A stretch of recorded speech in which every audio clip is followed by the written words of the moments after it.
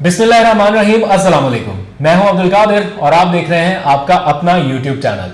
आज तारीख है 24 दिसंबर और दिन है जुमेरात का। वजीर आजम इमरान खान आज सुबह काफी खुशगवार मूड में दिखाई दिए और इसका इजहार उन्होंने अपने ट्विटर पैगाम के जरिए भी किया। क्यों खुश हैं इस पर बात करेंगे, लेकिन शाम ढलते तक बहुत ज्यादा नाराज हो गए। किसकी आज शामत आई और इजलास के दौरान किसकी क्लास हुई, इसके ऊपर बात करेंगे। बड़ी इंटरेस्टिंग डिटेल्स हैं कि रिश्वत मांगी जा रही है और ये मामला आज वजीर आजम के सामने रखा। वजीर आजम तो ये मामला बर्दाश्त नहीं करेंगे। आज ठीक ठाक क्लास हो गई, इस पर थोड़ी बात करनी है। और हुकूमत मुखालिफ कुछ ताकतों की जानिब से जो इसराइली कार्ड खेला गया, इसका जो मास्टरमाइंड था अब वो वजाहतों पर उतर आया। माफियां, तलाफियां और लिंक्स रिमूव किए जा रहे हैं और ये पूरा मंसूबा जिस तरह से बिल्ड किया गया था धड़ाम से नीचे गिर गया। आज इसकी भी इंटरेस्टिंग डिटेल्स आपके साथ शेयर करनी है। और ओवरसीज पाकिस्तानियों ने किया है जबरदस्त कमाल। पाकिस्तान के पास टोटल रिजर्व इस वक्त $13.1 बिलियन हैं और ओवरसीज पाकिस्तानियों ने सिर्फ 6 महीने में $12 अरब भेज दिए।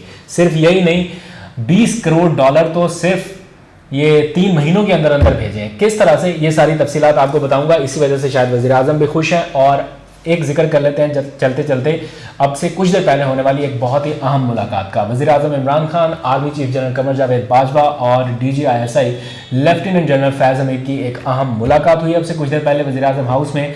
अंदर क्या बातचीत हुई उसकी इतलात नहीं है, लेकिन जो सरकारी मालूमात जारी की गई हैं वज़ीर आज़म ऑफिस से, उसके मुताबिक सिविल और अस्करी क़यादत ने इस मुलाकात में मुल्क की दाखिली और खारजी सिक्योरिटी और सलामती की सूरत हाल का हर कीमत पर दिफा करने के अज़्म का इजहार किया है, वो भी अवाम के ताउन के साथ मिलकर। ये तो बात हो गई जो अब रिसेंट डेवलपमेंट हुई है, लेकिन वापस अपने मेन टॉपिक्स की तरफ चलते हैं। वज़ीर आज़म इमरान खान आज सुबह सुबह खुश क्यों हुए? मैंने आपको बताया था कि पाकिस्तान का टोटल रिजर्व इस वक्त तकरीबन $13.1 बिलियन है, लेकिन ओवरसीज पाकिस्तानियों ने तो इस बार कमाल कर दिया है। सही मानों में डॉलरों की बारिश की हुई है इन दिनों पाकिस्तान पर। मैं मजाक नहीं आपसे कर रहा। टोटल इस वक्त रिजर्व $13.1 बिलियन है, लेकिन ओवरसीज पाकिस्तानियों ने पिछले 6 महीने के दौरान औसतन हर महीने $2 अरब से जायद रेमिटेंसेस भेजी हैं। तो $12 अरब से जायद तो यही बन जाता है। और ये एग्जैक्ट $2 अरब नहीं है, ये 2.1, 2.4, 2.3 और 2.5 बिलियन के लगभग ये अमाउंट बनती है जो रेमिटेंसेस की मद में भेजी हैं। और यही वजह है कि पाकिस्तान के मुआशी हालात काफ़ी स्टेबल दिखाई दे रहे हैं। लेकिन इससे भी एक अच्छी चीज़ जो हुई है, जिसकी ज़रूरत हुकूमत पाकिस्तान को थी रिजर्व को स्टेबल रखने के लिए, वो है रोशन डिजिटल पाकिस्तान अकाउंट। और अब तेज़ी आती जा रही है। 59,700 पाकिस्तानी जो ओवरसीज़ हैं उन्होंने अपने अकाउंट्स खुलवाकर 3 महीने में $20 करोड़ पाकिस्तान भेज दिया है, यानी $200 मिलियन पाकिस्तान के रिजर्व में उन्होंने एडिशन कर दिया है। पहले $100 मिलियन जो थे वो तकरीबन 76 दिन लगे उनको कैप्चर करने में, लेकिन फिर जो अगला $100 मिलियन था वो सिर्फ 28 दिनों में आ गया पाकिस्तान के पास। तो आप अगर ओवरसीज पाकिस्तानी हैं और कुछ ना कुछ पाकिस्तान के लिए करना चाहते हैं और आपके पैसे ज़ाया भी ना हो, आपके पास रहें भी, जब चाहें आप निकाल लें, तो रोशन डिजिटल पाकिस्तान अकाउंट में ज़रूर इन्वेस्टमेंट कीजिए। आपको पाकिस्तानी हुकूमत इंसेंटिव भी देगी और आपका पैसा आपके पास महफूज रहेगा। जब आप चाहें निकाल लीजिए, लेकिन इसके साथ साथ पाकिस्तान की खिदमत भी होती रहेगी। वज़ीर आज़म इमरान खान की नाराज़गी की बात करते हैं। ये तो खुशी की खबर थी जो उन्होंने ट्विटर पर भी शेयर कर दी, लेकिन नाराज़ आज क्यों हो गए? आज एक इजलास हुआ कंस्ट्रक्शन इंडस्ट्री के हवाले से। वज़ीर आज़म इमरान खान को मैंने 2-3 अहम इश्यूज़ हैं जिनके ऊपर बहुत ज़्यादा फोकस्ड देखा है। मईशत के मामला पर तो है ही है, अब मईशत के अम्ब्रेला के नीचे 2-3 प्रोजेक्ट हैं जिन पर वो कंप्रोमाइज़ करने के लिए तैयार ही नहीं है। उनमें से एक है कंस्ट्रक्शन इंडस्ट्री का फ़रोग, जिसके लिए दर्जनों इजलास महीनों में होते हैं और हफ्तावार इजलास होता है रेगुलर। जैसे कैबिनेट का इजलास हर हफ्ते होता है मंगल के रोज़, इसी तरह कंस्ट्रक्शन इंडस्ट्री का इजलास भी हर बुध के रोज़ होता है। और इस इजलास में वज़ीर आज़म इमरान खान को कुछ अजीब सी तफसीलात बताई गई। कोशिश हर तरफ से हो रही है कि इंडस्ट्री को उठा दिया जाए, लेकिन आगे जो ब्यूरोक्रेसी है वो क्या कर रही है, आज उसका अमली नमूना देखने को मिला जब सारे सूबों से 6 महीने की रिपोर्ट मांगी गई कि किस सूबे ने कितने कंस्ट्रक्शन प्रोजेक्ट्स को अप्रूव किया है। तो पंजाब लीड कर रहा था, तकरीबन 664 प्रोजेक्ट पंजाब में अप्रूव किए गए हैं। अब ये मंसूबे अप्रूव होंगे तो ये इंडस्ट्री रिवाइव होगी और ये सारा जो मामला है आगे बढ़ेगा। लेकिन सिंध में क्या हो रहा है? चीफ सेक्रेटरी सिंध ने जो आज अदादोशुमार पेश किए, 6 महीने में सिर्फ और सिर्फ 19 मंसूबों की मंजूरी दी। और बाकियों की क्यों नहीं दी? बाकी कितने मंसूबे पेंडिंग है? 250 मंसूबे जो मेगा प्रोजेक्ट्स बन सकते हैं उनको पेंडिंग में रखा गया है। वजह क्या है? कि रिश्वत मांगी जा रही है उन मंसूबों की मंजूरी के ही बस। तो आज वजीर आजम के सामने जो बिल्डर्स एसोसिएशन थे वो तो फट पड़े। उन्होंने कहा जनाब हम आपके विजन को आगे लेके बढ़ना चाह रहे हैं, लेकिन सिंध में हमारे साथ जुल्म हो रहा है। हमसे सूबाई हुकूमत रिश्वत मांगती है, 1-1 करोड़, सवा करोड़ रुपए की रिश्वत सिर्फ 1000 गज के कमर्शियल प्लॉट पर देनी पड़ती है। यही नहीं, जुल्म इससे भी बढ़कर किया कि रिश्वत ना देने पर इन मंसूबों को 1 साल तक जानबूझकर ताखीर का शिकार किया गया सिंध हुकूमत और सूबाई मैनेजमेंट की तरफ से। और इन मंसूबों में ताखीर पर फिर 5-5 करोड़ रुपए का मार्कअप वसूल किया गया। मतलब कि जो 1 करोड़ रुपए की रिश्वत नहीं देगा, एक तो उसका मंसूबा मंजूर नहीं होगा और दूसरा उसको इस मंसूबे में ताखीर के जुर्माने के तौर पर या मार्कअप के तौर पर 5 करोड़ रुपए अजाफी अदायगी करनी पड़ेगी।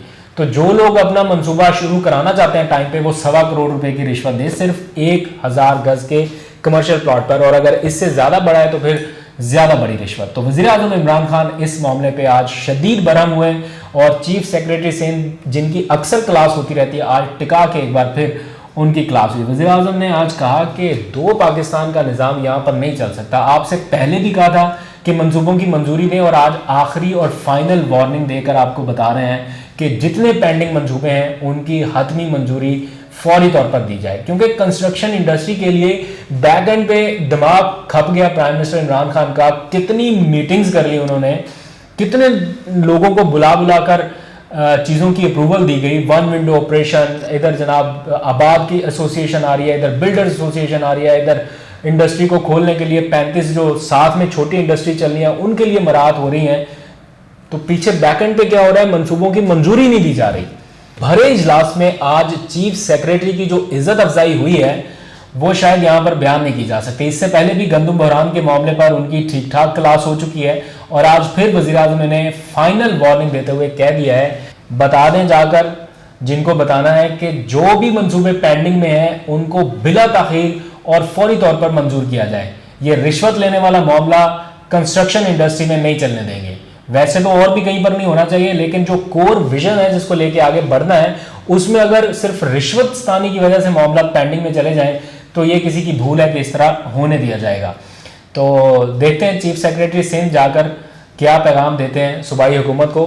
लेकिन पता चल गया है कि सूबाई हुकूमत जानबूझकर वफाक के मंसूबों में किस तरह से हीले बहाने करती है, रोड़े अटकाती है। और अब कुछ बात कर लेते हैं पाकिस्तान मुखालिफ जारी घटिया प्रोपेगेंडे की। भारत की डिसइंफो लैब के बाद अब इसराइली लॉबी का एजेंडा बुरी तरह फ्लॉप हो गया, नाकाम हो गया। हुकूमत मुखालिफ, रियासत मुखालिफ, पाकिस्तान की सलामती और सिक्योरिटी के मुखालिफ जो इसराइली कार्ड खेलने की कोशिश की जा रही थी, आज बुरी तरह नाकाम और फ्लॉप साबित हो गई। इस सारे गेम के पीछे जो मास्टरमाइंड थे अब वो माफियों तलाफियों पर उतर आए हैं, वजाहतें दे रहे हैं और कह रहे हैं कि खुदा के लिए हमारे खिलाफ कानूनी चाराजोई ना करें, हम सारी खबरें हटाते हैं, लिंक्स रिमूव करते हैं, आपसे तहरीरी तौर पर माजरत भी करते हैं, लेकिन खुदा के लिए कानूनी चाराजोई ना करें। जुल्फी बुखारी साहब ने बरतानिया में कानूनी चाराजोई का आगाज किया तो नूर डारी साहब की जानिब से भी आज वजाहत आ गई, जो इस सारे मामले में बड़े उछल कूद के इसराइली टीवियों को इंटरव्यू दे रहे थे। आज उन्होंने कहा कि मेरे से बहुत से लोग पूछ रहे हैं कि कौन गया इसराइल, कौन गया, तो मैं ये बताना चाहता हूं कि उस वक्त में कोई और गया तो मैं बता नहीं सकता, लेकिन एटलीस्ट जुल्फी बुखारी नहीं थे, ये मैं कंफर्म कर सकता हूं। जैसे ही उन्होंने कानूनी टीम को टास्क दिया कि इनके खिलाफ कानूनी चाराजोई करें, साथ ही ट्वीट आई कि नहीं जुल्फी बुखारी साहब नहीं थे। इससे एक कदम आगे चलिए, जो इसराइली नवाज वेबसाइट है मिडिल ईस्ट मॉनिटर, उन्होंने तहरीरी तौर पर लिखकर माजरत कर ली है और कहा है कि हमने झूठी खबर शाया की, बगैर तहकीक के शाया की और इस खबर में किसी किस्म की कोई सदाकत नहीं थी। साथ ही उन्होंने जुल्फी बुखारी के नाम एक खत लिखा है और उस खत में एक तो माफी मांगी गई है और साथ में यह भी एश्योर किया गया है कि हमने अपनी वेबसाइट से तमाम लिंक्स हटा दिए हैं और कानूनी चाराजोई मत कीजिए, हम तहरीरी तौर पर भी माफीनामा तैयार कर रहे हैं और बहुत जल्द उसी वेबसाइट पे शाया कर देंगे जिस पर आपके खिलाफ खबर लगाई थी। तो जुल्फी बुखारी साहब ने भी ट्वीट के जरिए आज पाकिस्तान में बैठे हुए कुछ सहाफियों, दानिशवरों और तज्जियाकारों को मुखातिब करते हुए कहा है कि बरतानिया में तो कानूनी चाराजोई हो रही है और वो माफिया भी मांग रहे हैं। क्या पाकिस्तान में बैठे सीनियर सहाफ़ी तज्जियाकार जिन्होंने बगैर किसी तहकीक के इस मामले पर अपनी राय का इजहार किया, ना सिर्फ राय का इजहार किया बल्कि इस मामले को जानबूझकर मजीद मशकूक बनाया और इस तरह से तासुर देने की कोशिश की कि वाकई कोई गया है इसराइल, तो क्या वो लोग भी ओपनली माफ़ी मांगेंगे? और बगैर तस्दीक खबर लगाने वालों को एक एडवाइस दिया उन्होंने कि इस तरह की खबरें लगाने से पहले अपना जो सोर्स है उसको वेरीफाई कर लिया करें। फेक न्यूज़ के ख़िलाफ़ हम ये वाला जहाद तो कम से कम जारी रखेंगे और बहुत सी फेक न्यूज़ आती हैं उनको बेनकाब इसी तरह करते रहेंगे। आज तक के लिए इतना ही। अपना बहुत सा ख्याल रखिएगा। खुदा हाफिज़। पाकिस्तान जिंदाबाद।